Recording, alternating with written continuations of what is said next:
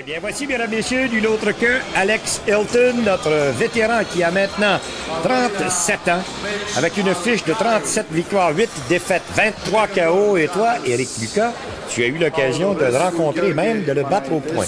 Oui, une victoire par décision unanime. Un combat que ça avait sensiblement très bien été pour moi. Mais qu'Alex était un guerrier, avait quand même donné ce que je pense qu'il pouvait donner de mieux. Je pense que là, je disais en face en début que c'était probablement sa meilleure série de coups. Mais disons que ça avait bien été moi cette soirée-là. Mais quand même rendre hommage à Alex Hilton parce que c'est un grand guerrier qui va dans l'arène. Puis je suis certain que ce soir, il va aller vendre charmant sa peau là-bas. Alex, j'aime la façon dont il parle présentement. Dans le moment, il dit, écoute, moi j'y vais de combat en combat. Et il est rendu à 37 ans. Il est conscient que jamais il pourra aspirer à un titre mondial, même pas. Hein? Exactement, je pense qu'il est conscient que ses meilleures années sont passées puis qu'il va aller au maximum de où il peut aller.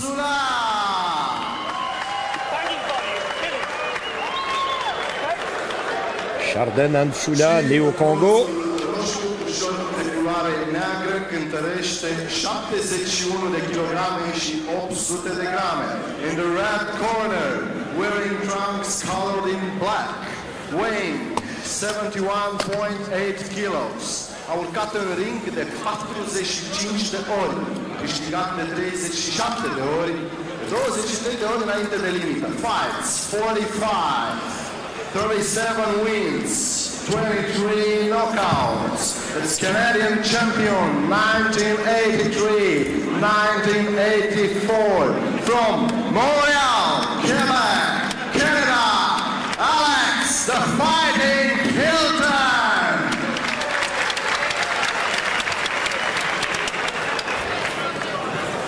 Eh bien voilà, tout est prêt maintenant pour ce combat, pour Alex Hilton. C'est un combat qui est prévu pour 8 assauts.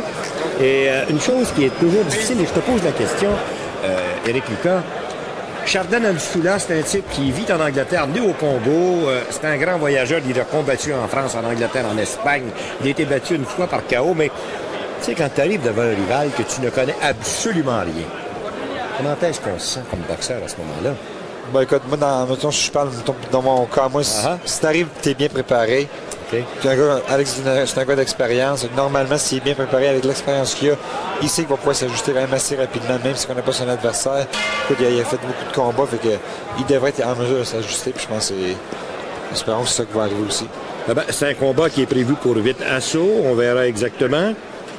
Alex Hilton, maillot noir. Voici crochet qui est lancé de la gauche par Alex Hilton, qui est reconnu d'ailleurs.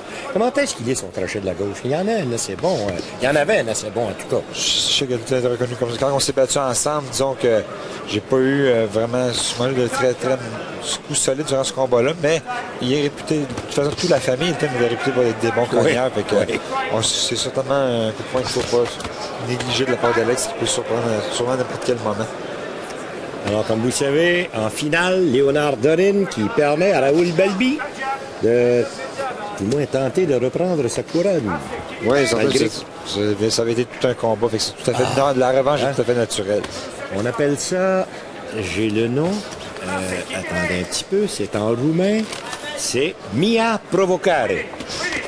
C'est peut-être pas la bonne prononciation, mais ça sonne italien quelque peu. Maria Provocare, ça veut dire la grande provocation.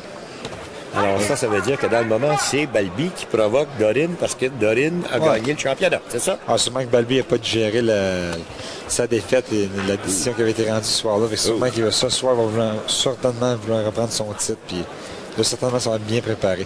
Alors, comme vous voyez, la foule est assez calme. C'est pas exactement la même chose que chez nous. C'est extrêmement calme. C'est à Bucarest. Oui, mais il faut dire aussi qu'on est en début d'événement. Souvent que l'endroit n'est pas rempli présentement à pleine capacité. Fait que c'est plus calme. Puis aussi, c'est des boxeurs, je pense, pour les gens là-bas qui sont inconnus. Fait que c'est sûr qu'il y a moins d'action un peu qui peut se passer dans les estrades. Pour Alex Hilton, il ne faut pas oublier qu'il est l'ex-champion canadien, mais il a perdu ses 3 derniers combats. C'était contre Ert Kivalos, décision en 8 assauts. Il a été battu par Joe Gatti TKO 5 et Byron Mackey par une décision unanime. Oui, contre Mackey, c'était pour le titre canadien des 154, je ne me trompe pas. Ça s'est passé dernièrement à Toronto.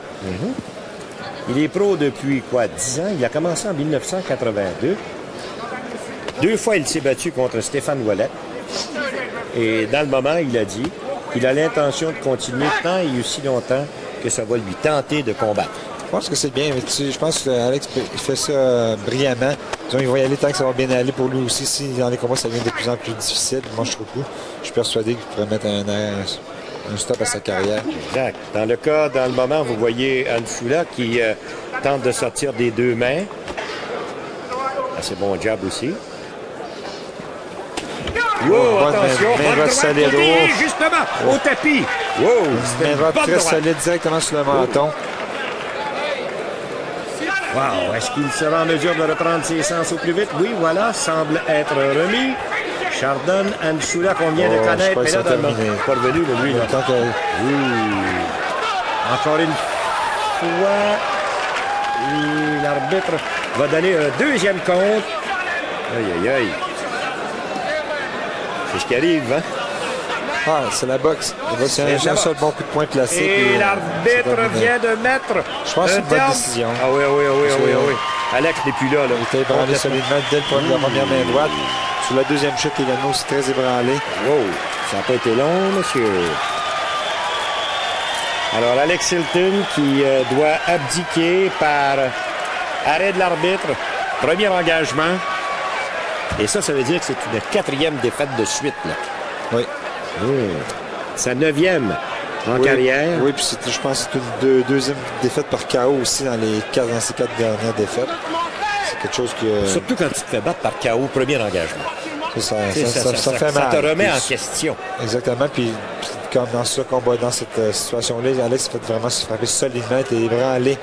C'est pas seulement parce qu'il a eu quelques coups de trop, c'est vraiment des coups solides.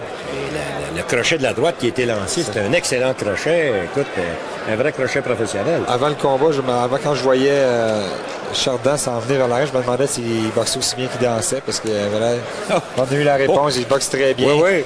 Mais on pouvait vous dire qu'il dansait très bien aussi. Il dansait très bien aussi, ça a été long, il s'en est arrivé à l'arène, mais il a bien fait ça, mais il a bien fait son combat aussi. Alors, ça veut donc dire que Alex aura perdu par TKO. Voici la décision officielle. Simplu victorie prin knockout. Winner by knockout, Charles Ansula. Voilà, c'est fait. Chardon Ansula du Congo qui vit en Angleterre maintenant vient de gagner. TKO, premier engagement. Alex Hilton qui a chuté 2 fois avant que l'arbitre ne mette un terme au combat. Et voilà les deux hommes qui se sont serrés la main. Méchante défaite, ça. Méchante défaite. Tiens, en reprise. La première main droite, il a fait tous les coups. C'est de la partie de là que ça a été la main droite, je crois qu'il a fait les dommages. Il a une excellente main droite, ce monsieur Chardon Ansula. Et pourtant, si on regarde sa fiche, tu ne penses pas que ça peut arriver aussi vite? Non, parce que tu sais, on avait fait nos prédictions avant le combat, on pensait à une décision tous les deux. On ne connaissait pas l'adversaire de Hilton, mais il a bien sorti. On le connaît maintenant? On le connaît. Alors voilà, défaite de Alex Hilton. C'était notre premier combat, mais attendez, vous avez tout un gala en perspective avec en finale Léonard Dorin versus Raoul Balbi.